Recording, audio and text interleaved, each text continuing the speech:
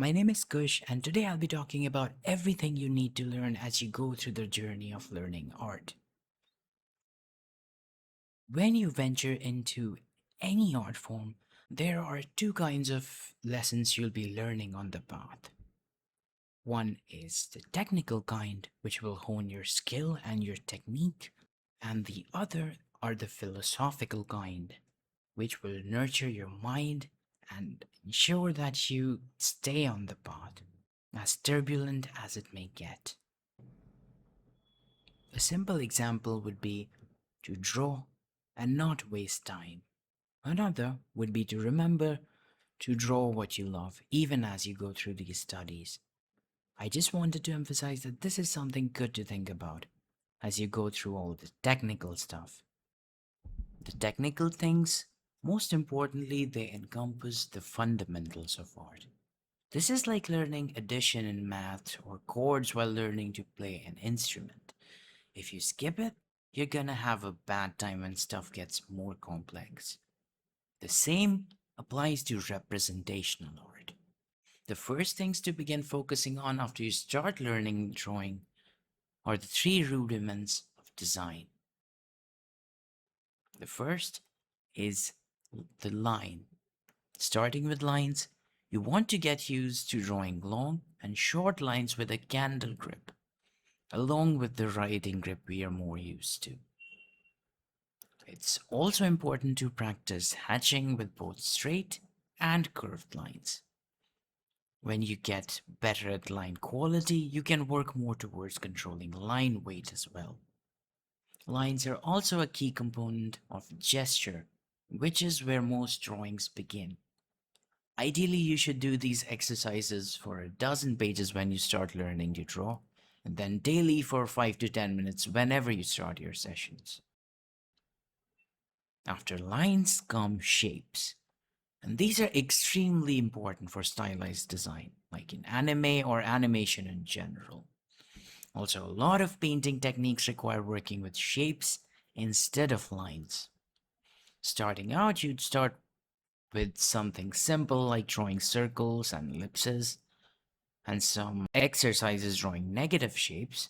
Then you'll do something more complex like learning to draw ribbons and arrows. Drawing subjects with just shapes is also a great exercise.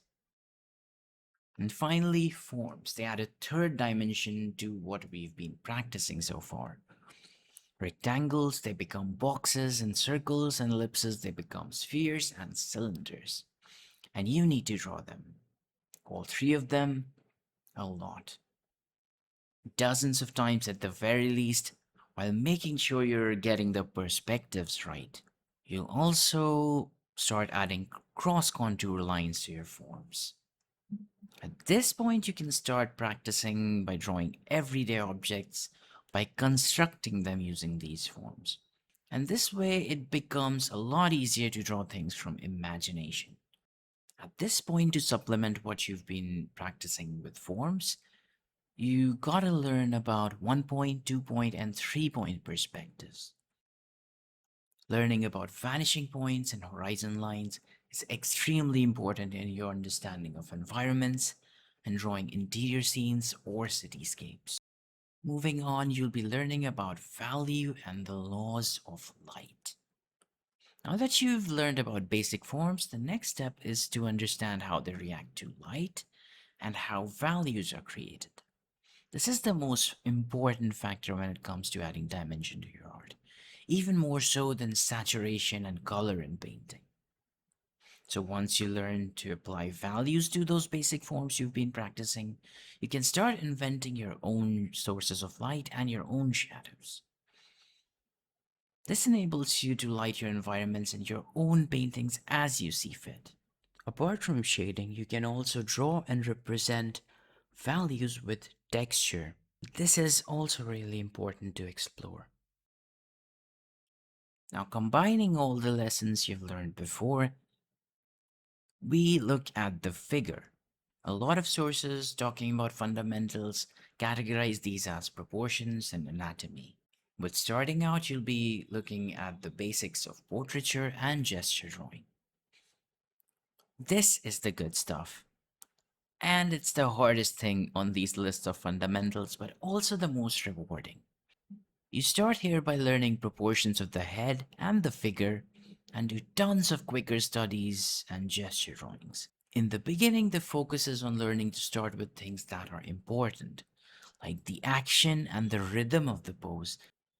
Once you've had enough practice with the simpler things which are more important in figure drawing, you can build onto it by learning anatomy and the basics of drapery and how their folds work, which is going to be really important when you start drawing your characters. Next thing is composition. After having learned all that, it's time to put them together in a scene. This is where composition comes in.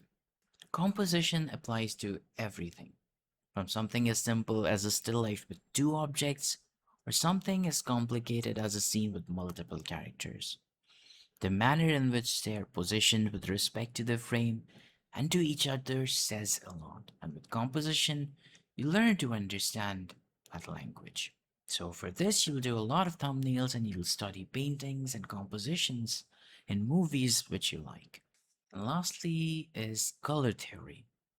Here you'll learn some basic color theory and engage in the dance of hue, saturation, and value. This is where you'll learn to see why something like Arcane or the Spider-Verse movies look so freaking magical. But before you get here, there is a lot to be done. And let me tell you, this takes time, a lot of it. But all the progress you make in any one of these, it makes things easier for the rest of them. And that is going to make your finished pieces all the better for it. Lastly, I want to remind you that you can learn to draw and paint. And it is one of the most rewarding human experiences you can embark into. You don't need talent, skill, or expensive materials to be an artist. All it takes is practice and coming back to it time and again. If you can do that, you'll be a better artist tomorrow than you were today. I hope you found this helpful, and if you did, do like and sub because YouTube can sometimes suck at recommending these things to people. If you'd like for me to make videos on each of these topics individually, do let me know because it'll be a ton of work. I hope you have a lovely day, and I'll see you next time.